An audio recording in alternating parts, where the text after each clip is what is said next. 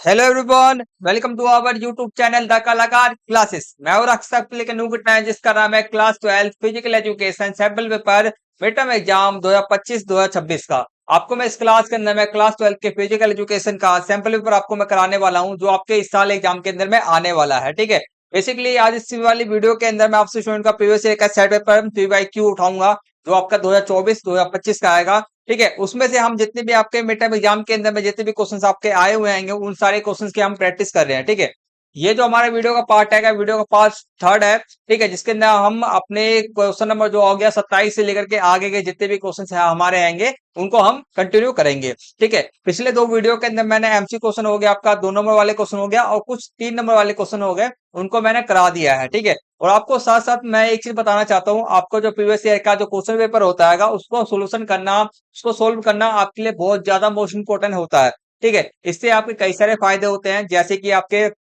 आपको पता चल जाता है कि आपकी तैयारी कितनी हुई है, कितनी तैयारी नहीं हुई है। आपको क्वेश्चनों का पता पैटर्न पता चल जाता है कि क्वेश्चन कैसे कैसे पूछे जाते हैं, कैसे कैसे नहीं पूछे जाते आएंगे। ठीक है, आपका क्वेश्चन पेपर इजी आएगा, डिफिकल्ट आएगा। ठीक है, आप टाइम मैनेजमेंट कर पाओगे कि नहीं कर पाओगे। ठीक है, आपके ओवरऑल आपकी तैयारी पूरा एकदम बेटर हो जाता है। ठीक है, तो इसलिए प्रीवियस ईयर का जो क्वेश्चन पेपर होता है उसको सोल्यूशन करना आपके लिए बहुत ज्यादा मोस्ट इंपोर्टेंट होता है। तो इसलिए हम क्वेश्चन पेपर को सोल्व कर रहे हैं। तो आज आपसे स्टूडेंट क्या करना, शुरू से अंत तक पूरा अंत तक, शुरू से लेकर के अंत तक पूरा वीडियो को जरूर देखना, ताकि आपको। और एक चीज और मैं बताना चाहता हूँ, इस लास्ट के अंदर इस क्वेश्चन पेपर के अंदर भी जितने भी क्वेश्चन आपके हैं ना, वेरी वेरी मोस्ट इंपोर्टेंट है। एक भी क्वेश्चन को मत छोड़ना। अगर मिड टर्म एग्जाम के अंदर में देखो 90% चांस है मिड टर्म एग्जाम में आएंगे आएंगे। अगर भूल चूक से 10% नहीं भी आया तो आपके बोर्ड एग्जाम के अंदर देखने को आपको जरूर मिलेगा। तो हर एक क्वेश्चन को प्रैक्टिस कर लेना। ठीक है, भले मेरे वीडियो को ना देखो, क्वेश्चन को देख करके प्रैक्टिस जरूर कर लेना। ठीक है, तो क्लास को शुरू करते हैं। क्लास को शुरू करने से पहले आपसे स्टूडेंट हमारे यूट्यूब चैनल पे नए हैं तो हमारे यूट्यूब चैनल को सब्सक्राइब करो और बेल आइकन बटन को ऑन पे सेट कर लेना और इस वाले वीडियो को लाइक कर देना। ठीक है, आपको दो काम करने हैं। आपको सबसे पहले हमारे यूट्यूब चैनल को सब्सक्राइब करना है। ठीक है, दूसरा काम करना है आपको इस वाले वीडियो को लाइक करना। ठीक है, आप जितना अधिक आप हमारे यूट्यूब चैनल को सब्सक्राइब करोगे, वीडियो को लाइक करोगे, उतना ही आपके लिए मैं मोस्ट मोस्ट इंपोर्टेंट वीडियो बना बना के दूंगा, जिससे कि आपके एग्जाम के अंदर में 100 में से आपके आउट ऑफ 100 मार्क्स पूरे पक्के हो जाएंगे। एक मार्क्स भी आपका कम नहीं होगा, मैं गारंटी से कह रहा हूँ। ठीक है, आपको सिर्फ और सिर्फ हमारे को क्या करना है, सपोर्ट दिखाना है, सब्सक्राइब करना है, वीडियो को लाइक करना है। आपके लिए मोस्ट मोस्ट इंपोर्टेंट वीडियो मैं बनाते आ रहा हूँ, शुरुआत से बना रहा हूँ, अभी भी बनाते रहूंगा और आगे भी बनाते रहूंगा। ठीक है, तो इसलिए आपसे स्टूडेंट हमारे यूट्यूब चैनल को सब्सक्राइब करो, वीडियो को लाइक करो। तो यहां से हम क्वेश्चंस को स्टार्ट करने जा रहे हैं। ठीक है, तो 26 से देखो, यहाँ से हम 27 से स्टार्ट करेंगे, क्योंकि 26 तक हमने क्वेश्चन पे वीडियो के फर्स्ट पार्ट में एमसी क्वेश्चन कंप्लीट कर लिया था। वीडियो के सेकंड पार्ट के अंदर में 2 नंबर वाले क्वेश्चन और 3 नंबर वाले क्वेश्चन हमने कुछ कंप्लीट कर लिए थे। ठीक है, तो इस यहाँ से हम 27 नंबर क्वेश्चन से हम अपना स्टार्ट करेंगे।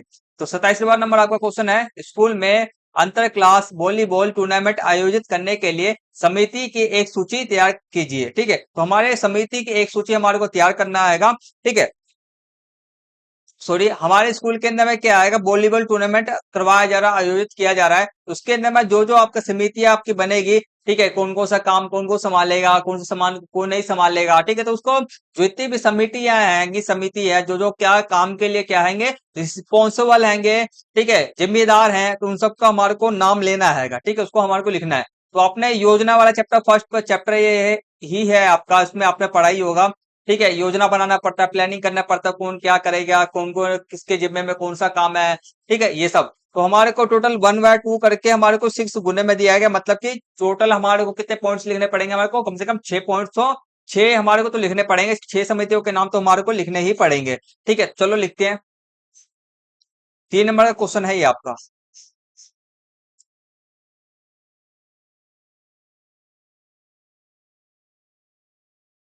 ठीक है, तो सबसे पहले आप लिखोगे फर्स्ट पॉइंट। मैं इसमें देखो, हमारे को सिर्फ पॉइंट्स के समितियों के नाम लिखने थे, हमारे को एक्सप्लेन नहीं करना था, क्योंकि ये 3 मार्क्स से आएगा। ठीक है, हम 3 पॉइंट्स भी लिख देते हैं ना, तो हमारे 3 मार्क्स से हम जैसे कि 3 पॉइंट्स भी लिख देते हैं। ठीक है, तो भी हमारे को 3 मार्क्स मिल जाने चाहिए, बट नहीं मिलेगा, कोई दिक्कत नहीं, क्योंकि क्वेश्चन में पहले से दे रखा है 1/6 दे रखा है, 1/2 6 × 6 दिए रखा है, इसलिए। तो आपका फर्स्ट क्वेश्चन आपका लिखोगे आयोजन और योजना समिति। ठीक है, आयोजन और योजना समिति। दूसरा आप लिखो सुविधा समिति, ठीक है, हर एक चीजों की सुविधा के लिए। तीसरा आप लिखो प्रचार और मार्केटिंग समिति। फोर्थ आप लिखोगे तकनीकी और स्कोरिंग समिति। फिफ्थ आप लिखोगे सुरक्षा और प्राथमिक उपचार समिति। और 6 आप लिखोगे विजेता उद्घोषणा समिति। ठीक है, तो ये टोटल आपके समिति लगेंगे जो आपके फुटबॉल एग्जाम को, जो फुटबॉल के आपका जो खेल होगा आपके एग्जाम के अंदर में, आपके स्कूल के अंदर में, उनको हर एक काम को वह देखेंगे। ठीक है, तो इसका पॉइंट आप 6 पॉइंट से लिखोगे। ठीक है, एक भी पॉइंट्स को मत भूलना, सारे सारे पॉइंट्स लिख करके आना अपने एग्जाम के अंदर में। नेक्स्ट क्वेश्चन करते हैं। नेक्स्ट क्वेश्चन आपका 28 है, सरल मत्स्य, ठीक है, सरल मत्स्य आसन की विधि और लाभ लिखना है हमारे को। ठीक है, मत्स्य आसन का हमारे को लाभ लिखना है, सरल मत, ठीक है, मत्स्य आसन का हमारे को लाभ और विधि और लाभ उनको लिखना है हमारे को। ठीक है, 2+1 दे रखा है, इसका मतलब यह है कि हमारे को जो हमारे को कैसे कैसे नंबर मिल रहा है हमारे को, पहले तो विधि लिखने का 2 विधि, विधि लिखने का हमारे 2 मार्क्स, और हमारे को लाभ लिखने का एक, हमें लाभ लिखना होगा उसको 1 मार्क्स मिलेगा। चलो करते हैं। सबसे पहले विधि देखेंगे, विधि क्या क्या है, कैसे कैसे उसको देखेंगे। सबसे पहला आपका स्टेप होता है, सबसे पहले पद्मासन में बैठ जाना है। ठीक है, फिर पीछे की ओर झुक कर लेट जाए। ठीक है, हमारे पद्मासन में ले बैठना है, फिर पीछे की ओर धीरे धीरे करके फिर हमारे को झुकना है। ठीक है, सेकंड आप लिखना है आपको, दोनों हाथों को पीठ के पीछे रखे, हमारे दोनों हाथों को हमारे पीठ के पीछे रखना है, और फिर पीठ के हिस्से को ऊपर उठाकर, सॉरी, पीठ के हिस्से को हम क्या करेंगे, ऊपर उठाकर गर्दन मोड़ते हुए सिर के ऊपरी हिस्से को जमीन पर टिकाएं, और दोनों पैर के अंगूठे को हाथों से इस प्रकार पकड़े कि कोहनियां जमीन से सटी हुई हो। ठीक है, ये दूसरा पॉइंट हो गया आपका स्टेप। और तीसरा आपका स्टेप यह है, यह आसन करते समय श्वसन की गति नियमित रखे। ठीक है, ये आसन करते समय हमारे जो सांस की जो गति है ना, लेते रहना चाहिए, रुकना नहीं चाहिए। ठीक है, यही 3 पॉइंट्स है, एकदम प्यार समझना, समझ में आ जाएगा। ठीक है, 6 पॉइंट फिर से एक बार समझा देता हूँ। सबसे पहले करना है कि आपको पद्मासन में बैठ जाना है। ठीक है, हाथ पीछे करके। दूसरा फिर क्या करना है, अपने दोनों हाथ को पद्मासन में बैठ जाना है, फिर धीरे पीछे पीछे हो जाना है, पीछे हो जाएंगे। ठीक है, फिर दोनों हाथों को पीठ के पीछे हम कर लेंगे। ठीक है, फिर पीठ के हिस्से को ऊपर उठाएंगे, पीठ के हिस्से को मतलब कि जो आपका लोअर बैक होता है ना, उसको ऊपर उठाएंगे। ठीक है, उठाते हुए आप देखो, उठाकर गर्दन मोड़ते हुए, गर्दन को हम ऐसे इधर की तरफ ऐसे मोड़ेंगे, सिर के ऊपरी हिस्से को जमीन पर टिकाएं। ठीक है, सिर के ऊपरी, ये जो ऊपरी हिस्सा है ना, उसको हमारे को पूरा जमीन पर सटाना है। ठीक है, ये वाला हिस्से को पूरा जमीन पर सटाना है, और दोनों पैर के अंगूठे आप समझ रहे होंगे, तो हाथों से इस प्रकार पकड़ना है कि कोहनिया जमीन पे, कोहनिया क्यों एकदम प्लेन हो जाए। ठीक है, जमीन पर से सटी हुई। तो ये इसका आपका विधि है करने का। अब इसका लाभ क्या है, रीढ़ की हड्डी के लिए। ठीक है, रीढ़ की हड्डी, घुटने के जोड़ मजबूत, ठीक है, मजबूत होता है इससे। और तीसरा आपका है, फेफड़े मजबूत होते हैं। बहुत सारे लाभ है, आपको मन के अंदर जो भी लाभ है वो भी लिख देना। ठीक है, कोई दिक्कत वाली बात नहीं है। आगे कहते हैं, नेक्स्ट क्वेश्चन करते हैं।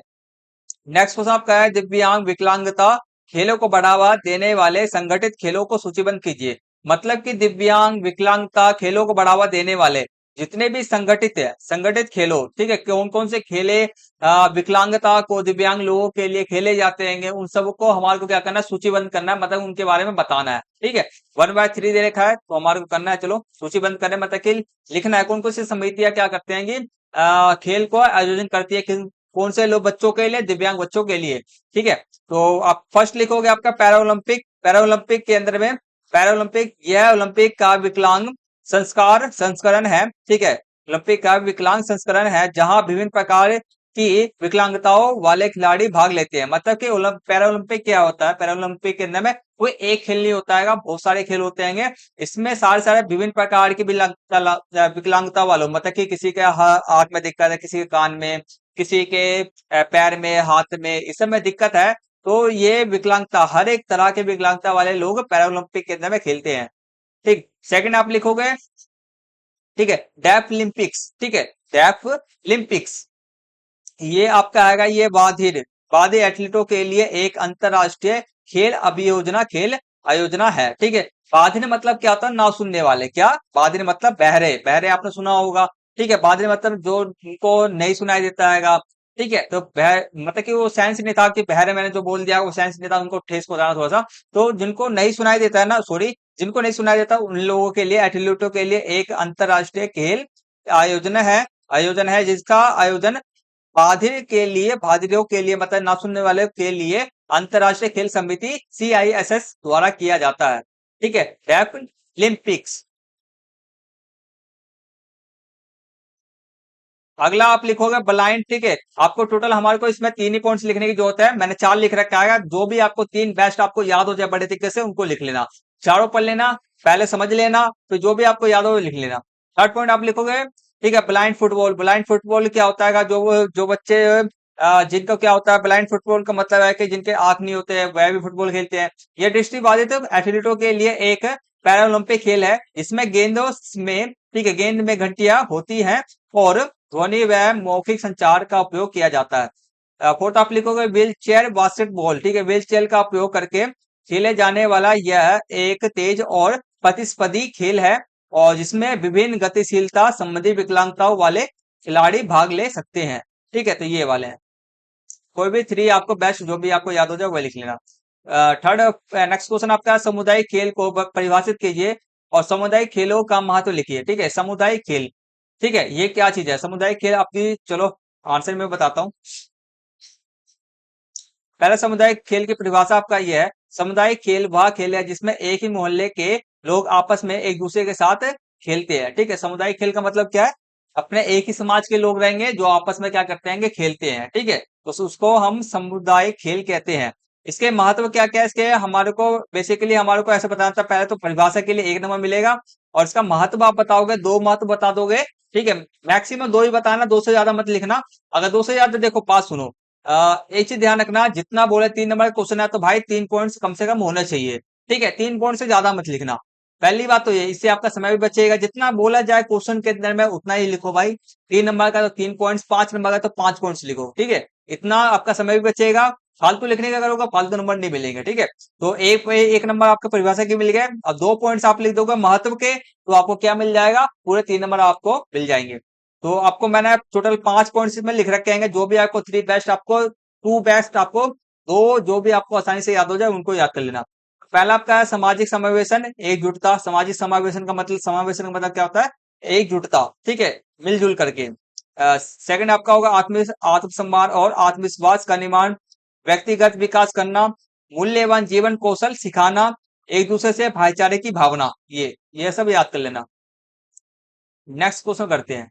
आशा करता हूं आपसे स्टूडेंट को यहां तक आपको बढ़िया तरीके समझ में आ रहा होगा। किसी भी प्रकार का कोई भी डाउट हो मुझे कमेंट सेक्शन में बता देना, आपके मैं सारे डाउट्स को क्लियर कर दूंगा। और आपसे स्टूडेंट अभी तक हमारे यूट्यूब चैनल को सब्सक्राइब नहीं किया तो सब्सक्राइब कर देना, वीडियो को लाइक नहीं किया तो वीडियो को लाइक जरूर कर देना। ये 2 काम बहुत ज्यादा मोस्ट इंपोर्टेंट है, इनको करना मत भूलो भाई, मैं बार बार कह रहा हूँ। मैं नहीं चाहता कि तुम्हारे कोई से भी एक भी क्वेश्चन छूटे, ठीक है, जो आपके एग्जाम के अंदर में आएंगे और आपके 1 नंबर भी कट जाए। नेक्स्ट क्वेश्चन आपका आएगा, हमारे को नेक्स्ट खंड, हमारा नेक्स्ट सेशन स्टार्ट हो रहा है खंड डी, ठीक है। ये केस आधारित है, तो हमारे को बेसिकली केस आधारित को हमारे को पढ़ने की वैसे जरूरत, बस यहाँ तक मैं 3-4 चीजें पढ़ाऊंगा आपको, ठीक है। कार्बोहाइड्रेट, प्रोटीन, खनिज और प्रोटीन, ठीक है, ये आपको दिया गया है, वसा इसमें नहीं दिया गया है, ठीक है, वसा छोड़ा गया है। तो ये सब आपके क्या आते हैं, पोषक तत्व होते हैं, बस इसको पढ़ने, इतना पढ़ने की जरूरत नहीं है। और डायरेक्ट क्वेश्चन पे आते हैं।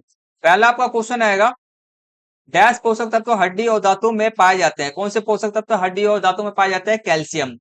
क्या होता है, एक तो आपका कैल्शियम हो गया, कैल्शियम और फॉस्फोरस, ठीक है, कैल्शियम फॉस्फोरस पाए जाते हैं। सेकंड आपका आएगा, किस खनिज के निर्माण के निम्न स्तर से एनीमिया हो सकता है। किस खनिज के निम्न स्तर से एनीमिया, एनीमिया क्या होता है आपका, रक्त की कमी।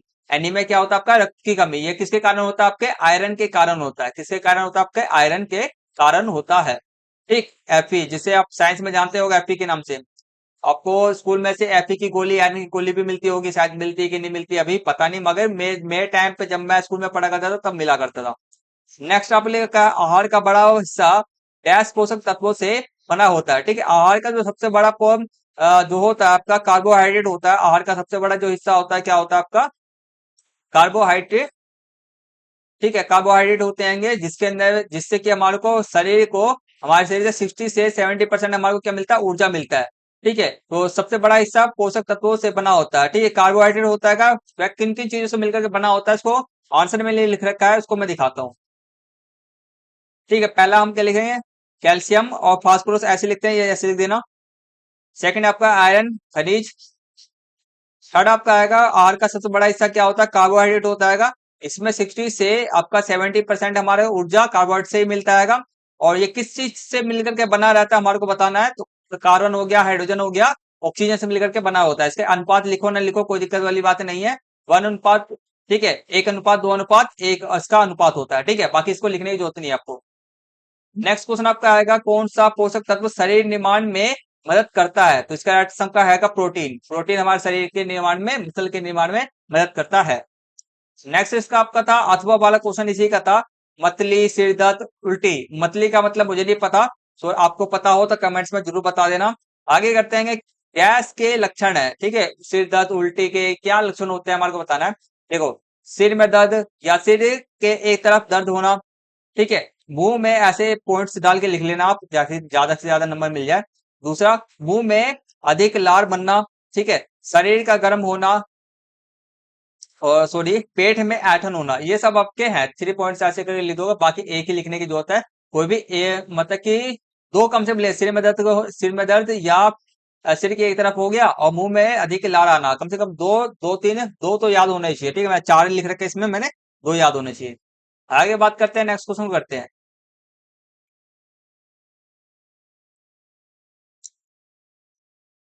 नेक्स्ट क्वेश्चन आपके सामने में है, ठीक है, आपको यहां से भी कुछ करने की जरूरत नहीं है, पढ़ने की जरूरत नहीं है, बाकी बात करते हैं, डायरेक्ट क्वेश्चन पे चलते हैं। ठीक है, दी गई स्थिति के आधार पर निम्नलिखित प्रश्नों के हमारे को उत्तर देना है। ये 4 नंबर का क्वेश्चन है, पिछले वाले भी हमारे 4 नंबर का क्वेश्चन था, ठीक है। और ये अथवा वाला जो है ना, आपको इसके इसके बदले आप कर सकते हो, ठीक है, इसको ऊपर वाला तो ऊपर वाला कर लेना, या तो ये वाला करना आता है तो ये वाला कर लेना, ठीक है। पहला आपका ऑप्शन आएगा, पैर और पीठ दर्द के मुख्य कारण क्या होते हैं हमारे को बताना है, ठीक है। और बाकी आगे करते चलते हैं, तो देखते हैं पैर और पीठ दर्द के, वैसे बेसिकली हट क्या होता है, हड्डियों में कैल्शियम कमी होता है, इसके लिए खराब मुद्रा में सोना इसके कारण भी होता है, ठीक है, सही खान पान ना होना, ठीक है, खाना पीना सही से नहीं करना, ये सब भी कारण होता है, बहुत सारे कारण आप भी बता सकते हो। दूसरा क्वेश्चन आपका है, कोमल की माँ की समस्या के लिए उपयुक्त आसन लिखिए, ठीक है। अब इनको ये समस्या है, पैर और पीठ के अंदर में पीठ के दर्द है, तो इसकी समस्या है, तो हमारे को क्या लिखना है, आसन लिखना है, कोई 2 आसन बता रहा है, ठीक है, कोई 2 आसन। मैं यहाँ पर टोटल 3 आसन लिख रखे हैं, कोई भी आप 2 याद कर लेना। पहला आपका भुजंग आसन, जिसे हम कोबरा आसन भी कहते हैं। दूसरा आपका सल्व भासन, ठीक है, सल्वा आसन, इसको टिंडा आसन कहते हैं, ठीक है, टिंडा आपको तो सुना ही होगा। अब बाकी आएगा तीसरा आपका त्रिकोण आसन। ये 3 आसन आप कर सकते हो, जिससे कि आपका पैरों का दर्द हो गया, पीठ का दर्द हो गया, ये आपका खत्म हो जाएगा। कोई भी 2 याद कर लेना। नेक्स्ट क्वेश्चन क्वेश्चन है आपका, मोटापा नियंत्रित करने के लिए 2 आसनों के नाम लिखना है, ठीक है। तो आपका सूर्य नमस्कार हो गया, पूरे शरीर के लिए होता है, भुजंग आसन हो गया, त्रिकोण आसन हो गया, वज्रासन हो गया, ये सब, ठीक है। तो 2 आसन लिखना था हमारे को, नाम लिख दिया हमने। नेक्स्ट इसका अथवा वाला क्वेश्चन यही है, अथवा वाला था ये, ठीक है। चलो, तो इसका हैगा, एक सेकंड हो जाएंगे, अथवा नहीं है, ये फोर्थ पॉइंट है, फोर्थ क्वेश्चन है इसका, ठीक है, ये अथवा नहीं है। फोर्थ है, पैर और पेट दर्द के इलाज के लिए के लिए के लिए, ठीक है, इसको हटा दो, किए जाने वाले 2 आसनों के हमारे को लिखना है, ठीक है। पैरों इलाज के लिए लेट कर, सॉरी यहाँ पे गलत था, एक सेकंड, मैंने गलत ही मिटा दिया, ठीक है, लेट कर लिखा हुआ है, क्या हैगा, लेट कर, मतलब कि बैठ के सो करके कौन से आसन है वो जो हमारे को पैर और पीठ दर्द को कर सकते हैं, ठीक है। तो पहला आपका मत्स्य आसन, ठीक है, मत्स्य मत्स्य मत्स्य आसन रहेगा आपका, मत्स्य आसन, सॉरी मत्स्य आसन। सेकंड आप लिख सकते हो भुजंग आसन, और थर्ड आप लिख सकते होगा तीसरा शव आसन, ठीक है। तो ये मैंने आपको पढ़ाई है, आगे करते हैं। नेक्स्ट क्वेश्चन आपका अथवा वाला है, ठीक। अब देखो क्या है, प्राणायाम के प्रकार का नाम लिखिए जो पैर और पीठ दर्द के इलाज के लिए उपयुक्त है, ठीक है। आपको प्राणायाम पता क्या है, बेसिकली ना हर एक मैंने प्राणायाम मैंने पढ़ा है, ठीक है, तो सबके सब ना सांसों से रिलेटेड में है, क्या है, सबके सब सांसों से रिलेटेड में, सांस ले करके साथ ऐसे छोड़ो, साथ वैसे छोड़ो, सांस ऐसे लो, सांस वैसे लो, ऐसा ही लिखा हुआ था, ठीक है। तो बहुत सारी चीजें हैंगी, बाकी सबके सब तो एक दो सांसों से रिलेटेड में है। तो बाकी जो आपको क्या कर सके, पैर और पीठ के अंदर में, मतलब कि अधिकतर तो आपका जो फायदेमंद जो आपके होते हैं ना, वह आसन ही होते हैं, ठीक है, प्राणायाम नहीं होते हैं, ठीक है। तो आपको तभी भी आपको आसन पूछ रहा है तो हमें देना ही पड़ेगा, ठीक है। आप प्राणायाम करने से आपको सिर्फ और सिर्फ क्या रहेगा, थोड़ा सा ना शांति से महसूस हो जाएगा, आपका शरीर जो है एकदम स्थिर हो जाएगा, जो विचलन हो एकदम, क्या बोलते हैं, घबराहट वबराहट ये सब होता है, वो सब आपको शांत कर देगा, ठीक है। तो आप लिख सकते हो, पहला आप लिख सकते हो नाड़ी शोधन या अनुलोम अनुलोम विलोम, कपालभाति, शीतली प्राणायाम, सूर्य वेदन, और वस्त्रिका, ठीक है, ये आप लिख सकते हो। ये टोटल में 5 लिख रखे हैं। कोई भी आप क्या करना आएगा, हमारे को पूछा कितना है करने लिखने के लिए, तो हमारे को बेसिकली 2 लिए याद कर ही लेना, ठीक है, 2 याद कर ही लेना। ठीक है, तो यहां तक नेक्स्ट क्वेश्चन करते हैं। ठीक है, यहां तक नेक्स्ट क्वेश्चन देखते हैं, एक सेकेंड। ठीक है, ठीक है, तो आज की क्लास के अंदर हम सिर्फ और सिर्फ इतने ही क्लास क्वेश्चन को करेंगे। ठीक है, हम टोटल कितने हमारे क्वेश्चन हो गए, हमारे 32 तक ही क्वेश्चन को हम करेंगे। अगले क्लास के अंदर हम इससे आगे क्वेश्चन को करेंगे, कोई क्लास ज्यादा लंबा ना हो जाए और आपको बेहतर तरीके से समझ में आना चाहिए। ये नहीं कि हम जल्दी जल्दी पढ़ रहे हैं कि आपको कुछ समझ में नहीं आ रहा है, ऐसा काम बिल्कुल भी नहीं करना है। आपको बेहतर तरीके से आपको समझ में आना चाहिए, इसलिए आपको मैं कर रहा हूँ। ठीक है, तो आपको वीडियो का आज को यहीं पे हम फिनिश करते रहेंगे। जाते जाते आपको अभी तक 2 काम नहीं किया है, क्योंकि आपने पूरा क्लास शुरू से अंत तक पूरा देख लिया है। अभी तक नहीं किया 2 काम, पहला हमारे यूट्यूब चैनल को सब्सक्राइब कर लो, दूसरा हमारे इस वाले वीडियो को लाइक कर देना। ठीक है, जितना ज्यादा आप सब्सक्राइब करोगे, जितना ज्यादा आप वीडियो को लाइक करोगे, उतना ही मैं आपके लिए इंपॉर्टेंट कंटेंट बना बना के दूंगा, मोस्ट इंपॉर्टेंट। ठीक है, तो फटाफट सब्सक्राइब कर लो, ये करना जरूरी है भाई। कुछ भी कर लो, करना है तो करना, फटाफट सब्सक्राइब करो, फटाफट से लाइक कर दो। ठीक है, मिलते हैं नेक्स्ट वीडियो के अंदर, तब तक लिए टेक केयर, टेक केयर, जय हिंद, जय भारत।